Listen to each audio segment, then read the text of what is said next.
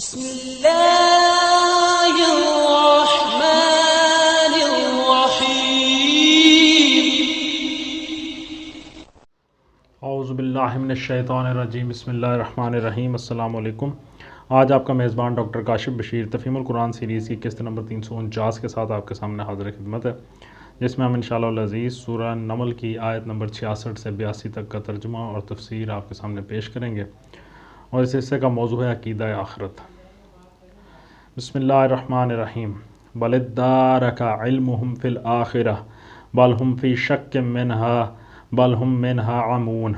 ترجمہ: بلکہ آخرت کا تو علم ہی ان لوگوں سے گم ہو گیا ہے، بلکہ یہ اس کی طرف سے شک میں ہیں، بلکہ یہ اس سے اندھے ہیں۔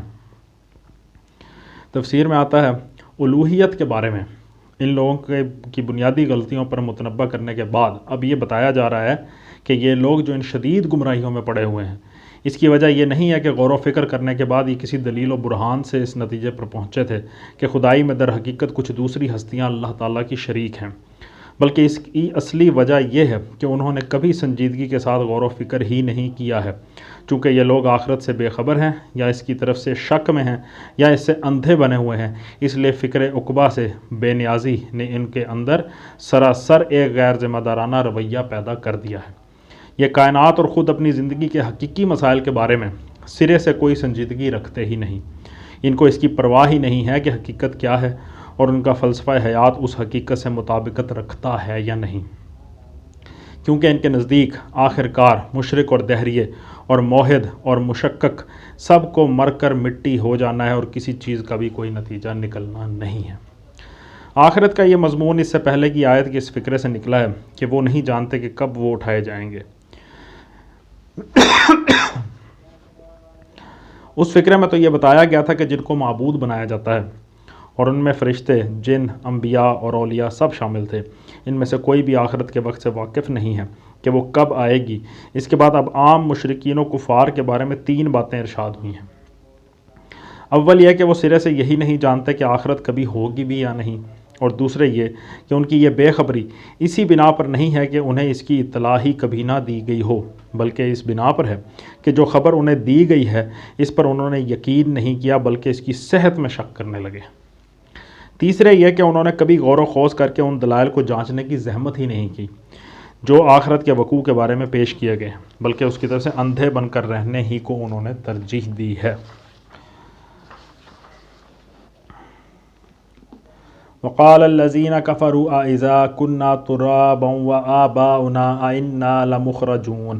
ترجمہ: یہ منکرین کہتے ہیں، کیا جب ہم اور ہمارے باپ دادا مٹی ہو چکے ہوں گے تو ہمیں واقعی قبروں سے نکالا جائے گا؟ لقد وعدنا هذا نحن وآباؤنا من قبل ان هذا الا اساطیر الاولین۔ ترجمہ: یہ خبریں ہم کو بھی بہت دی گئی ہیں، اور پہلے ہمارے آباء و اجداد کو بھی دی جاتی رہی ہیں، مگر یہ بس افسانے ہی افسانے ہیں جو اگلے وقتوں سے سنتے چلے آ رہے ہیں۔ قل سیروا فی الارض فانظروا کیف کان عاقبۃ المجرمین۔ ترجمہ: کہو ذرا زمین میں چل پھر کر دیکھو کہ مجرموں کا کیا انجام ہو چکا ہے۔ تفسیر میں آتا ہے اس مختصر سے فکرے میں آخرت کی 2 زبردست دلیلیں بھی ہیں اور نصیحت بھی۔ پہلی دلیل یہ ہے کہ دنیا کی جن قوموں نے بھی آخرت کو نظر انداز کیا ہے وہ مجرم بنے بغیر نہیں رہ سکی ہیں۔ وہ غیر ذمہ دار بن کر رہیں، انہوں نے ظلم و ستم ڈھائے، وہ فسق و فجور میں غرق ہو گئیں، اور اخلاق کی تباہی نے آخرکار ان کو برباد کر کے چھوڑا۔ یہ تاریخ انسانی کا مسلسل تجربہ، جس پر زمین میں ہر طرف تباہ شدہ قوموں کے آثار شہادت دے رہے ہیں، صاف ظاہر کرتا ہے کہ آخرت کے ماننے اور نہ ماننے کا نہایت گہرا تعلق انسانی رویے کی صحت اور عدم صحت ہے۔ اس کو مانا جائے تو رویہ درست رہتا ہے، نہ مانا جائے تو رویہ غلط ہو جاتا ہے۔ یہ اس امر کی صریح دلیل ہے کہ اس کا ماننا حقیقت کے مطابق ہے، اسی لیے اس کے ماننے سے انسانی زندگی ٹھیک ڈگر پر چلتی ہے، اور اس کا نہ ماننا حقیقت کے خلاف ہے، اسی وجہ سے یہ گاڑی پٹری سے اتر جاتی ہے۔ دوسری دلیل یہ ہے کہ تاریخ کے اس طویل تجربے میں مجرم بن جانے والی قوموں کا مسلسل تباہ ہو جانا اس حقیقت پر صاف دلالت کر رہا ہے کہ یہ کائنات بے شعور طاقتوں کی اندھی بحری فرما روائی نہیں ہے، بلکہ یہ ایک حکیمانہ نظام ہے جس کے اندر ایک اٹل قانون مکافات کام کر رہا ہے۔ جس کی حکومت انسانی قوموں کے ساتھ سراسر اخلاقی بنیادوں پر معاملہ کر رہی ہے، جس میں کسی قوم کو بدکرداریوں کی کھلی چھوٹ نہیں دی جاتی کہ ایک دفعہ عروج پا جانے کے بعد وہ ابد الآباد تک داد عیش دیتی رہے اور ظلم و ستم کے ڈنکے بجاتی چلی جائے، بلکہ ایک خاص حد کو پہنچ کر ایک زبردست ہاتھ آگے بڑھتا ہے اور اس کو بام عروج سے گرا کر کار ذلت میں پھینک دیتا ہے۔ اس حقیقت کو جو شخص سمجھ لے وہ کبھی اس امر میں شک نہیں کر سکتا کہ یہی قانون مکافات اس دنیاوی زندگی کے بعد ایک دوسرے عالم کا تقاضا کرتا ہے، جہاں افراد کا اور قوموں کا اور بحیثیت مجموعی پوری نوع انسانی کا انصاف چکایا جائے، کیونکہ محض ایک ظالم قوم کے تباہ ہو جانے سے تو انصاف کے سارے تقاضے پورے نہیں ہو گئے، اس سے ان مظلوموں کی تو کوئی داد رسی نہیں ہوئی جن کی لاشوں پر انہوں نے اپنی عظمت کا کسر بنایا تھا، اس سے ان ظالموں کو تو کوئی سزا نہیں ملی جو تباہی کے آنے سے پہلے مزے اڑا کر جا چکے تھے، اس سے ان بدکاروں پر بھی کوئی مواخذہ نہیں ہوا جو پشت در پشت اپنے بعد آنے والی نسلوں کے لیے گمراہیوں اور بد اخلاقیوں کی میراث چھوڑتے چلے گئے تھے۔ دنیا میں عذاب بھیج کر تو صرف ان کی آخری نسل کے مزید ظلم کا سلسلہ توڑ دیا گیا، ابھی عدالت کا اصل کام تو ہوا ہی نہیں کہ ہر ظالم کو اس کے کیے کا بدلہ دیا جائے اور ہر مظلوم کے نقصان کی تلافی کی جائے اور ان سب لوگوں کو انعام دیا جائے جو بدی کے اس طوفان میں راستی پر قائم اور اصلاح کے لیے کوشاں رہے اور عمر بھر اس راہ میں اذیتیں سہتے رہے۔ یہ سب لازماً کسی وقت ہونا چاہیے، کیونکہ دنیا میں قانون مکافات کی مسلسل کار فرمائی، کائنات کی فرما روا حکومت کا یہ مزاج اور طریقہ کار صاف بتا رہی ہے کہ وہ انسانی اعمال کو ان کی اخلاقی قدر کے لحاظ سے تولتی اور ان کی جزا و سزا دیتی ہے۔ وَلَا تَحْزَنْ عَلَيْهِمْ وَلَا تَكُنْ فِي ضَيْقٍ مِّمَّا يَمْكُرُونَ۔ ترجمہ: اے نبی صلی اللہ علیہ وآلہ وسلم، ان کے حال پر رنج نہ کرو اور نہ ان کی چالوں پر دل تنگ ہو۔ تفسیر میں آتا ہے یعنی تم نے سمجھانے کا حق ادا کر دیا ہے، اب اگر یہ نہیں مانتے اور اپنی حماقت پر اصرار کر کے عذاب الہی کے مستحق بننا ہی چاہتے ہیں تو تم خواہ مخواہ ان کے حال پر کڑ کڑ کر اپنی جان کیوں ہلکان کرو؟ پھر یہ حقیقت و صداقت سے لڑنے اور تمہاری اصلاحی کوششوں کو نیچا دکھانے کے لیے جو گھٹیا درجے کی چالیں چل رہے ہیں ان پر کبیدہ خاطر ہونے کی تمہیں کیا ضرورت ہے؟ تمہاری پشت پر خدا کی طاقت ہے، یہ تمہاری بات نہ مانیں گے تو اپنا ہی کچھ بگاڑیں گے، تمہارا کچھ نہیں بگاڑ سکتے۔ وَيَقُولُونَ مَتَىٰ هَٰذَا الْوَعْدُ إِن كُنتُمْ صَادِقِينَ۔ ترجمہ: وہ کہتے ہیں کہ یہ دھمکی کب پوری ہوگی اگر تم سچے ہو۔ تفسیر میں آتا ہے اس سے مراد وہی دھمکی ہے جو اوپر کی آیت میں پوشیدہ ہے۔ ان کا مطلب یہ تھا کہ اس فکرے میں ہماری خبر لینے کی جو درپردہ دھمکی دی جا رہی ہے آخر کب عمل میں لائی جائے گی؟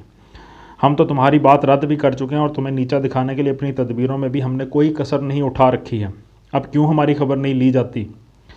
قُلْ عَسَىٰ أَن يَكُونَ رَدِفَ لَكُمْ بَعْضُ الَّذِي تَسْتَعْجِلُونَ۔ ترجمہ: کہو کیا عجب کہ جس عذاب کے لیے تم جلدی مچا رہے ہو اس کا ایک حصہ تمہارے قریب ہی آ لگا ہو۔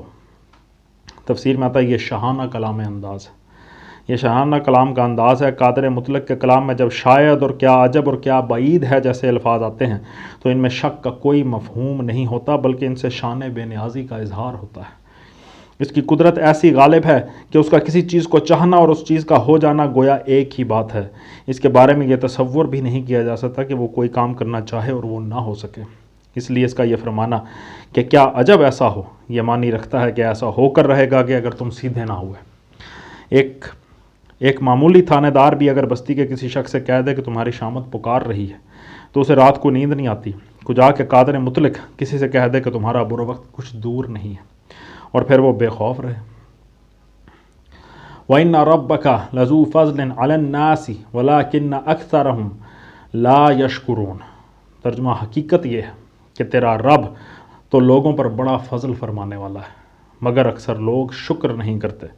تفسیر میں آتا ہے یعنی یہ تو اللہ رب العالمین کی عنایت ہے کہ وہ لوگوں کو قصور سرزد ہوتے ہی نہیں پکڑ لیتا بلکہ سنبھلنے کی مہلت دیتا ہے، مگر اکثر لوگ اس پر شکر گزار ہو کر اس مہلت اپنی اصلاح کے لیے استعمال نہیں کرتے بلکہ مواخذے میں دیر ہونے کا مطلب یہ لیتے ہیں کہ یہاں کوئی گرفت کرنے والا نہیں ہے، اس لیے جو جی میں آئے کرتے رہو اور کسی سمجھانے والے کی بات مان کر نہ دو۔ وَإِنَّ رَبَّكَ لَيَعْلَمُ مَا تُكِنُّ صُدُورُهُمْ وَمَا يُعْلِنُونَ۔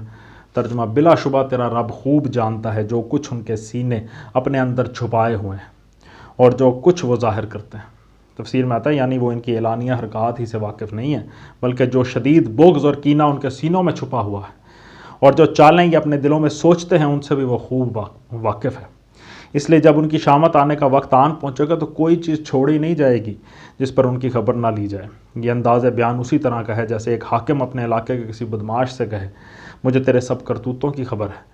اس کا صرف یہی مطلب نہیں ہوتا کہ وہ اپنے باخبر ہونے کی اسے اطلاع دے رہا ہے، بلکہ مطلب یہ ہوتا ہے کہ تو اپنی حرکتوں سے باز آ جا، ورنہ یاد رکھ کہ جب پکڑا جائے گا تو تیرے ایک ایک جرم کی پوری سزا دی جائے گی۔ وَمَا مِنْ غَائِبَةٍ فِي السَّمَاءِ وَالْأَرْضِ إِلَّا فِي كِتَابٍ مُبِينٍ۔ ترجمہ آسمان و زمین کی کوئی پوشیدہ چیز ایسی نہیں ہے جو ایک واضح کتاب میں لکھی ہوئی موجود نہ ہو۔ تفسیر میں آتا ہے یہاں کتاب سے مراد قرآن نہیں ہے بلکہ اللہ تعالیٰ کا وہ ریکارڈ ہے جس میں ذرہ ذرہ ثبت ہے، جس میں ہر چیز لکھی جا رہی ہے۔ إِنَّ هَذَا الْقُرْآنَ يَقُصُّ عَلَى بَنِي إِسْرَائِيلَ أَكْثَرَ الَّذِي هُمْ فِيهِ يَخْتَلِفُونَ۔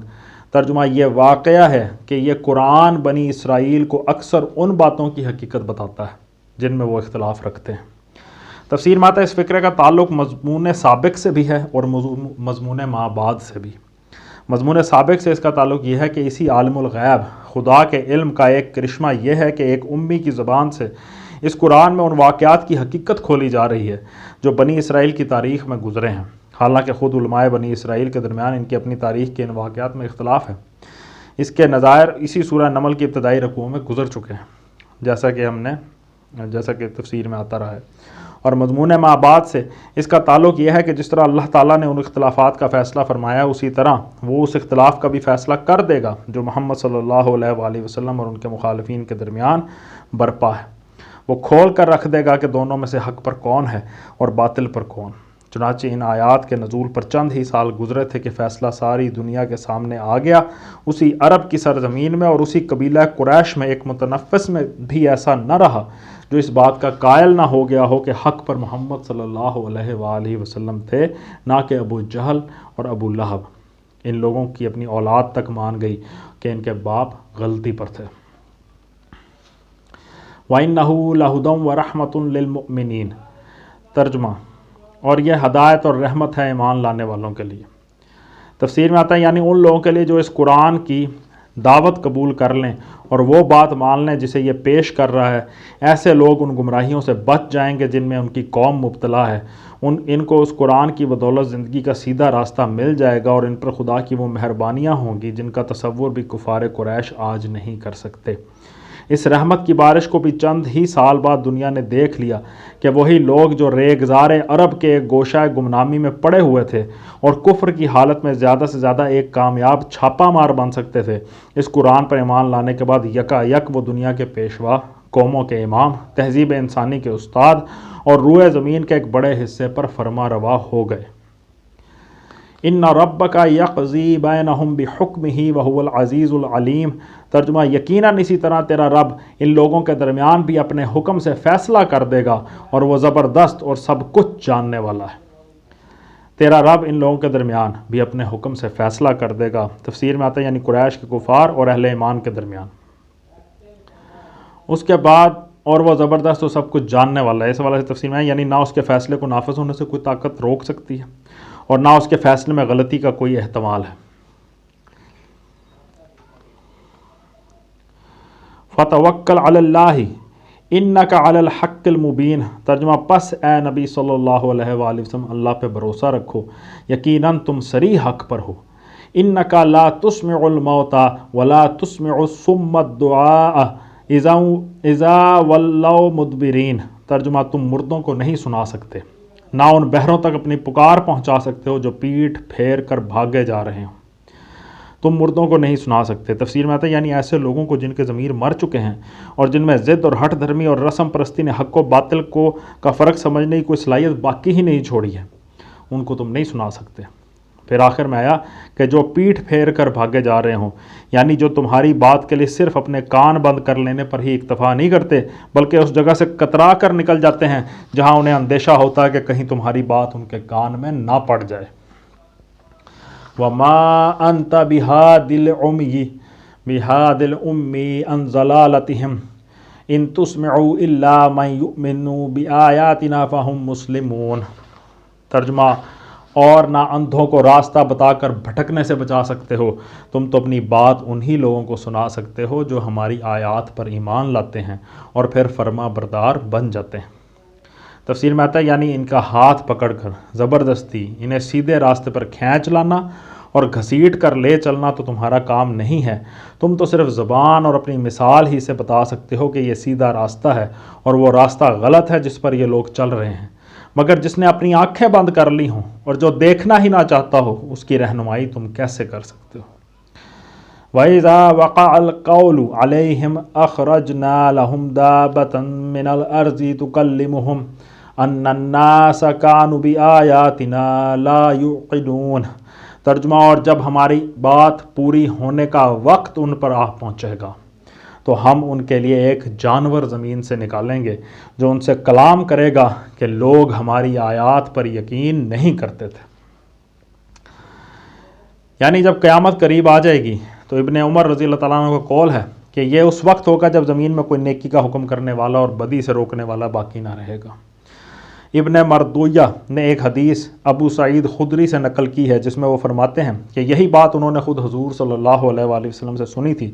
اس سے معلوم ہوا کہ جب انسان امر بالمعروف اور نہی عن المنکر چھوڑ دیں گے تو قیامت قائم ہونے سے پہلے اللہ تعالیٰ ایک جانور کے ذریعے سے آخری مرتبہ حجت قائم فرمائے گا۔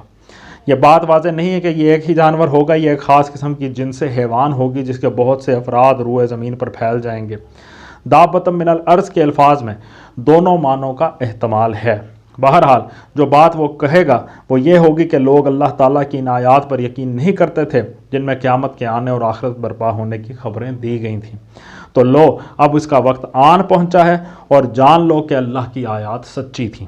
یہ فکرہ کہ لوگ ہماری آیات پر یقین نہیں کرتے تھے یا تو اس جانور کے اپنے کلام کی نقل ہے یا اللہ تعالیٰ کی طرف سے اس کے کلام کی حکایت۔ اگر یہ اسی کے الفاظ کی نقل ہے تو ہماری کا لفظ وہ اسی طرح استعمال کرے گا جس طرح ایک حکومت کا ہر کارندہ ہم کا لفظ اس معنی میں بولتا ہے کہ وہ اپنی حکومت کی طرف سے بات کر رہا ہے، نہ کہ اپنی شخصی حیثیت میں۔ دوسری صورت میں بات صاف ہے کہ اللہ تعالیٰ اس کے کلام کو چونکہ اپنے الفاظ میں بیان فرما رہا ہے اس لیے اس نے ہماری آیات کا لفظ استعمال فرمایا ہے۔ اس جانور کے نکلنے کا وقت کون سا ہوگا؟ اس کے متعلق نبی صلی اللہ علیہ وآلہ وسلم کا ارشاد یہ ہے کہ آفتاب مغرب سے طلوع ہوگا اور ایک روز دن دہاڑے یہ جانور نکل آئے گا۔ ان میں سے جو نشانی بھی پہلے ہو وہ بہرحال دوسری کے قریب ہی ظاہر ہوگی۔ مسلم شریف میں یہ حدیث آئی ہے۔ دوسری روایات جو مسلم، ابن ماجہ، ترمذی اور مسند احمد وغیرہ میں آئی ہیں ان میں حضور صلی اللہ علیہ وسلم نے بتایا ہے کہ قیامت کے قریب زمانے میں دجال کا خروج، دابۃ الارض کا ظہور، دخان یعنی دھواں اور آفتاب کا مغرب سے طلوع ہونا وہ نشانیاں ہیں جو یکے بعد دیگرے ظاہر ہوں گی۔ اس جانور کی ماہیت، شکل و صورت، نکلنے کی جگہ اور ایسی ہی دوسری تفصیلات کے متعلق طرح طرح کی روایات نقل کی گئی ہیں جو باہم بہت مختلف اور متضاد ہیں۔ ان چیزوں کے ذکر سے بجز ذہن کی پراگندگی کے اور کچھ حاصل نہیں ہوتا اور ان کے جاننے کا کوئی فائدہ بھی نہیں، کیونکہ جس مقصد کے لیے قرآن میں یہ ذکر کیا گیا ہے اس سے ان تفصیلات کا کوئی تعلق نہیں ہے۔ رہا کسی جانور کا انسانوں سے انسانی زبان میں کلام کرنا تو یہ اللہ کی قدرت کا ایک کرشمہ ہے۔ وہ جس چیز کو چاہے نطق کی طاقت بخش سکتا ہے۔ قیامت سے پہلے تو وہ ایک جانور ہی کو نطق بخشے گا، مگر جب وہ قیامت قائم ہو جائے گی تو اللہ کی عدالت میں انسان کی آنکھ اور کان اور اس کے جسم کی کھال تک بول اٹھے گی، جیسا کہ قرآن میں بتصریح بیان ہوا ہے سورہ حامیم السجدہ کی آیت نمبر 20-21 میں۔ صدق اللہ العلی العظیم۔ الحمدللہ آج ہم نے سورہ نمل کی آیت نمبر 82 تک کا ترجمہ اور تفسیر آپ کے سامنے پیش کرنے کی کوشش کی ہے۔ اللہ سے دعا ہے کہ اللہ تعالیٰ ہمارے پڑھنے کو، آپ کے سننے کو قبول فرمائے اور اس کی بدولت ہماری زندگیوں میں مثبت تبدیلیاں رونما ہوں۔ اسی دعا کے ساتھ آپ سے اجازت چاہیں کہ اپنا بہت خیال رکھیے گا۔ آپ لوگوں کا بہت بہت شکریہ۔ اللہ حافظ۔